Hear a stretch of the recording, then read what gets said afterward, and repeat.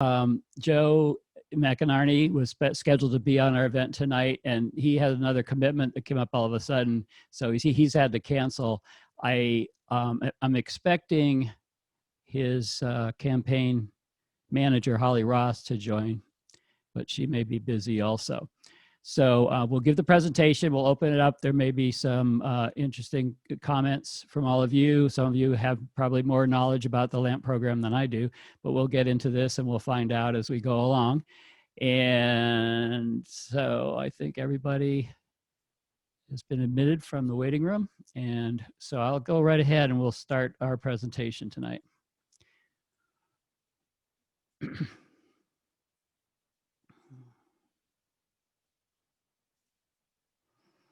Okay. So we're talking about the LAMP program. So what is the LAMP program? It stands for Land Acquisition and Management Program, and it was started in 1999. There were several years of finalizing and implementing, and it was basically a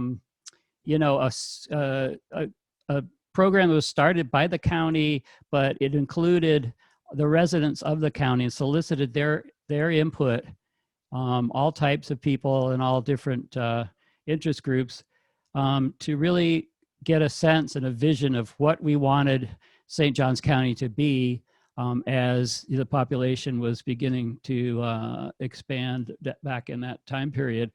And so the idea was to acquire and conserve lands in St. Johns County, and to be able to preserve and maintain environmentally sensitive lands. So from the beginning, it had an environmental impact or environmental aspect to it. It wasn't just regarding residential development and amenities and that sort of thing, although it also included that. There was a whole program, and I'll show you that with a map, about greenways and blueways and connecting corridors between different wildlife areas and different communities. There was also some information in there about protecting water quality. There was some vision about maintaining our historic assets of the area and our scenic and cultural resources, and also, increasing our recreational sites. So that's basically parks, different types of parks. And so it was a very forward-thinking document with a lot of good community input. And when they talk about acquiring and conserving the lands in St. Johns County, they really made an effort to identify natural communities, that is, habitats that needed to be preserved. There was language about green corridors, which is really very important for habitat conservation for species. So they have a connected, non-fragmented environment that accommodates their home range. There were identification of what our important water resources are. Some of you know, if you are out and about in St. Johns County, many creeks, of course, flowing into our two big water bodies. We've got the rivers that are near the ocean, Matanzas River and Talamato over by the ocean side. And then there's the big St. Johns River on the western border of our county. And both are very important water resources, as you all know, and many creeks and other water bodies flow into those two big resources. And so identifying those, preserving those, outdoor recreation was a big one as well. And as I mentioned, historical, educational, and scientific. So, and as I mentioned, there was really an attempt to look at environmental preservation. So identifying our very sensitive community, land communities, vegetation communities. So there are a number of rare and imperiled communities like that in the county. There's scrub habitat, there's some wetland habitat, the marshes are very important. And so there was a real identification of these important preserves that these important resources that we wanted to preserve. Protecting wetlands and upland systems to create complete environments. So again, this is a very, very forward-looking, very comprehensive environmental plan.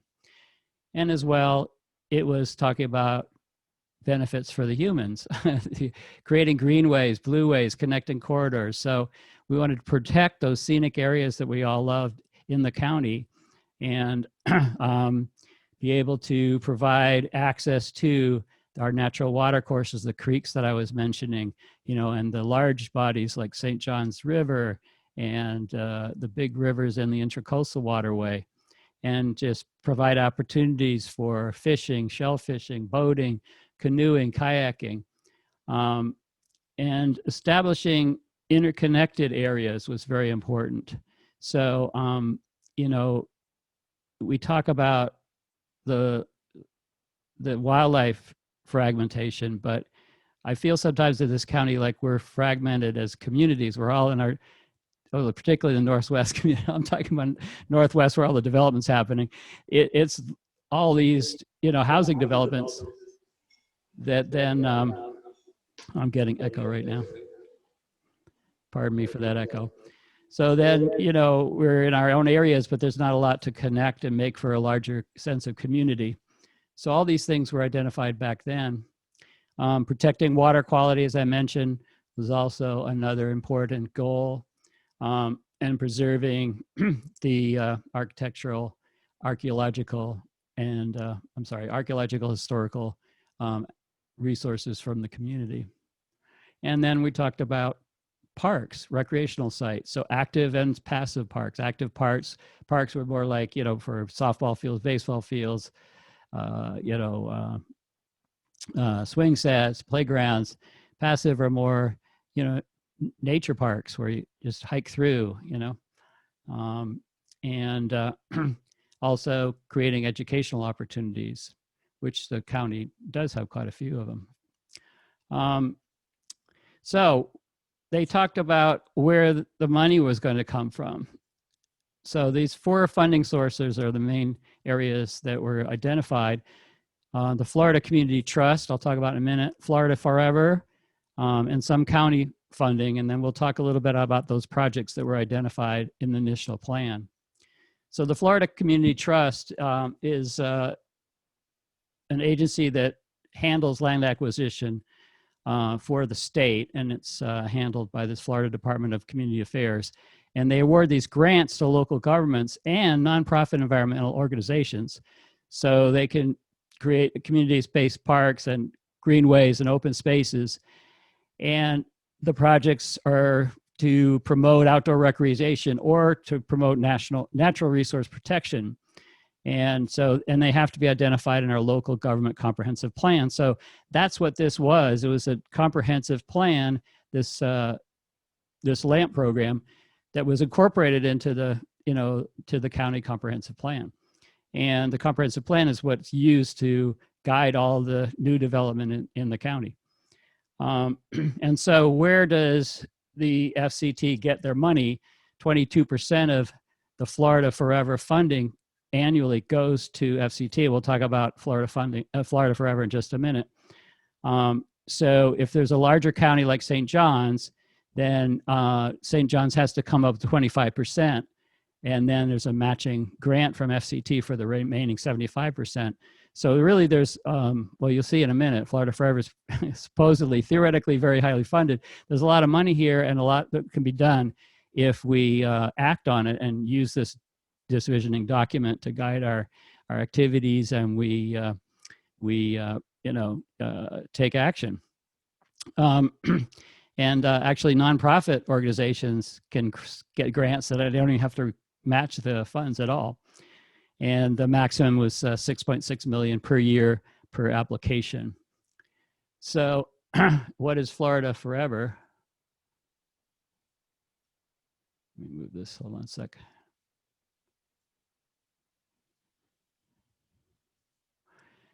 Many of you may know that that's part of the state constitution now. It was started back in the early 90s, And there was the idea originally was, and it was done quite a while, at least a decade or more, under a couple of different governors.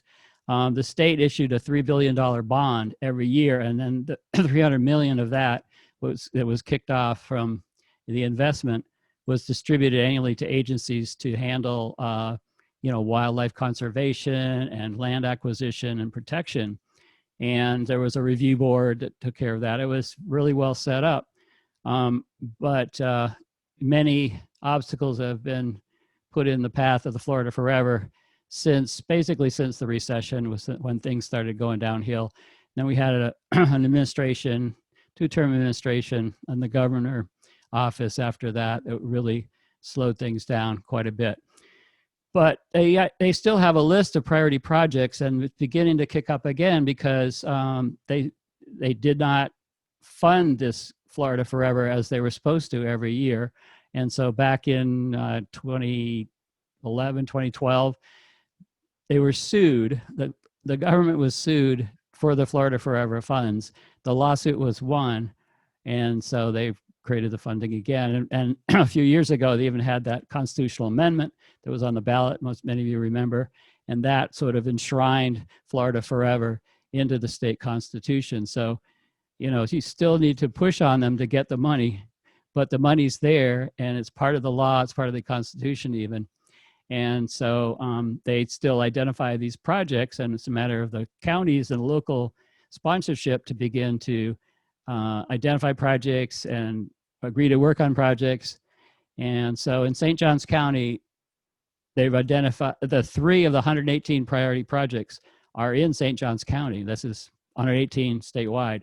So there's some good projects that we could get here if we started working on them. And the county funding right now is basically, I'm going to move this. Sorry. The picture was in the way. Yeah, so the county funding comes from some impact fees from new developments. There's requirements for new developments to provide certain amenities that help with, with preservation, such as trees and wetlands. And then possibly to increase some user fees.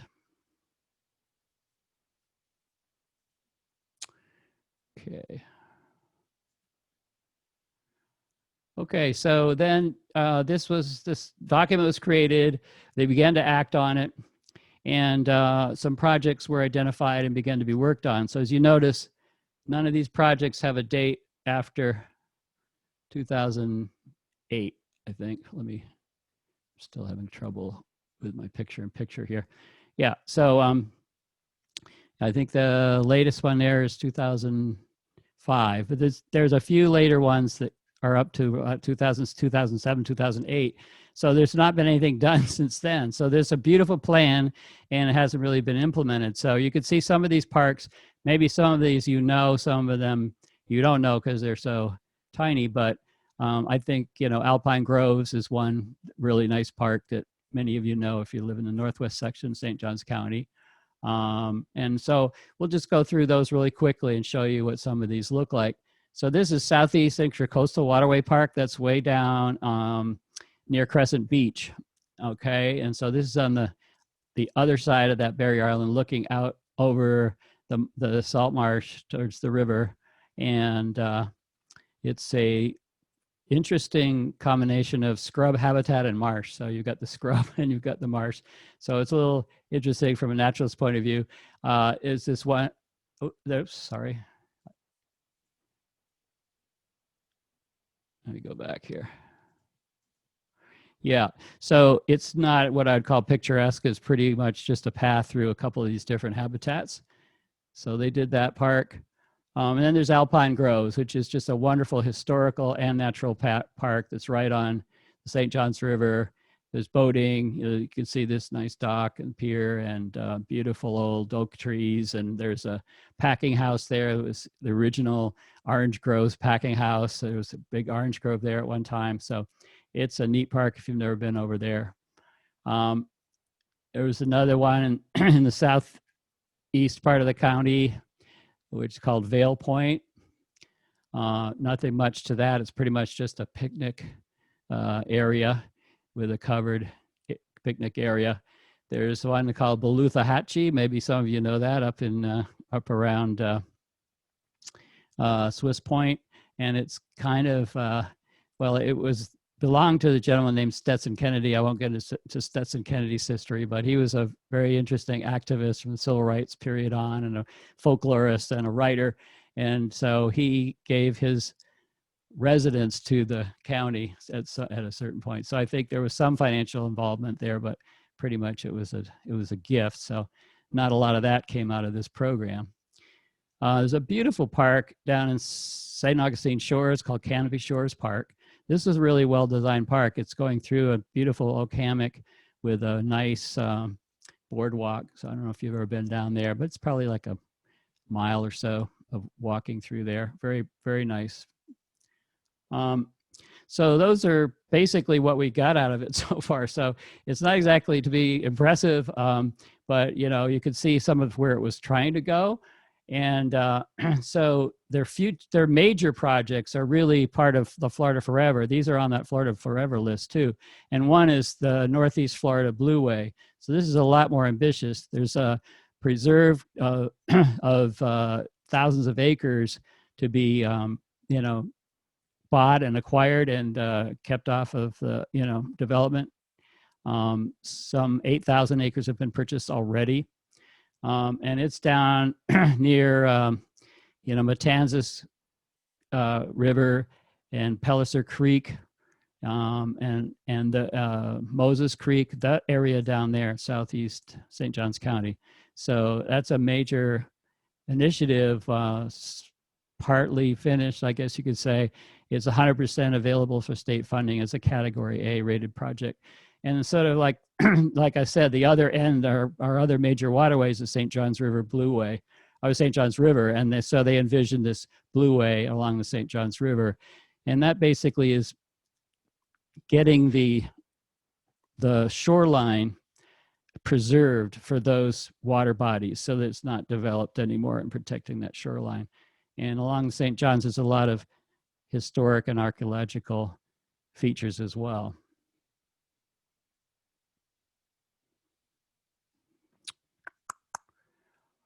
So as part of this project and this plan, the LAMP already also identified this master plan for the county that envisioned greenways and blueways, and they put together a map which was showing, you know, their proposed blueways and greenways. I won't go through all these bullet points, but here's the map. And so you could see these green areas here were all unpaved trails. So you could see all these little hiking trails through the county. Here's the north part of the county. Here's the south part of the county.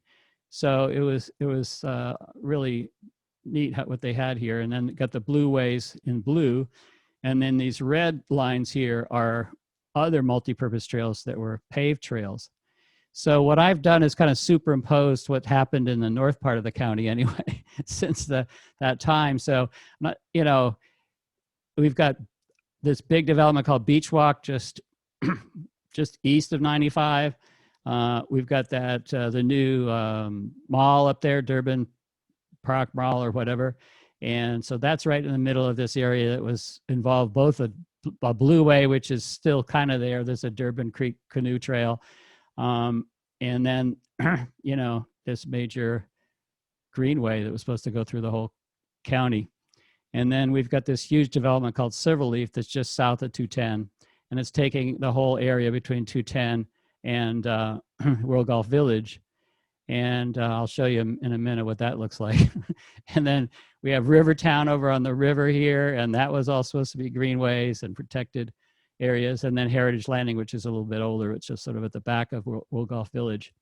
So you can see, you know, since that time this plan has been made, it's been a lot of development where there's a lot of variances to the plan been approved by the county. So this is Silverleaf, just to give you an idea. So I say, is this a trail? So this, you know, it's got a bike lane. Well, that's good, because there's a lot of areas of the county where there's no bike lanes at all on these county roads. So at least they put in a bike lane, and then this is the trail. I mean, this is just basically a sidewalk in my way I look at things. So it's pretty heavily developed. Then as you go further down, you get into where they're beginning to build, and of course it's just clear cut and just beginning to put house after house and big, intersections and roads. So it's not exactly what I would envision for the trail system. Not that we don't need, don't want to build houses, but it didn't seem to be, to me, conforming to that vision. So again, this is what that land used to be. So, basically some, pine flatwoods and meadows. So just to talk really briefly about some of the issues, I think you've gotten a sense of it. The Greenway plan was basically ignored in the north part of the county, and as the south begins to be developed, there'll be similar kinds of pressures. The commission is citing the lack of funding from the Department of Environmental Protection, but that's really not true. The funds that are available, they're protected by law. It's just a matter of the county making requests and putting together project plans for those plans. So since 2004, there's really only been one new park in green space, and that's the Ocean Hammock Park in 2008. Plus one conservation area has been completed, and then one bike trailhead down on the bike trail that is one good new development that was between Palatka and 207 and 95. There's a bike trail that goes all the way down through there. And so that one bike trailhead was put in, and then 8 mitigation areas, which are set asides for conservation. So that was some good things that were done. But really, no connection between neighborhoods, no new parks, no connection between those parks and conservation areas. Really difficult to use transportation alternatives to an automobile because, so many of the areas there's no bike lanes or no bike paths and no bike trails. So as of 2010, the growth rate was 28% in the county. It's the 14th fastest growing county in the United States. Tourism was increasing by 50% to 6.6 million visitors a year. This year, of course, we got a little setback, but basically the story here is high growth and basically no plan and sort of runaway development. Back in 2019, the Parks Department of St. Johns County did a survey. 60% of the county residents would support a half-cent sales tax to maintain the quality of life in the county. 77% indicated willingness to pay at least $1 to $5 per month in additional taxes. And so as part of that research, the Parks Department brought a proposal for green spaces similar to that, that Greenway plan that was in the LAMP program. And that was submitted as a request in October 2019, and it's never been brought up at the county commission, even though it was submitted as an agenda item. So I think my main point is here that we'd like to bring it back, and we'd like to be able to put it back in effect and begin to work on projects and use that as a model for future development.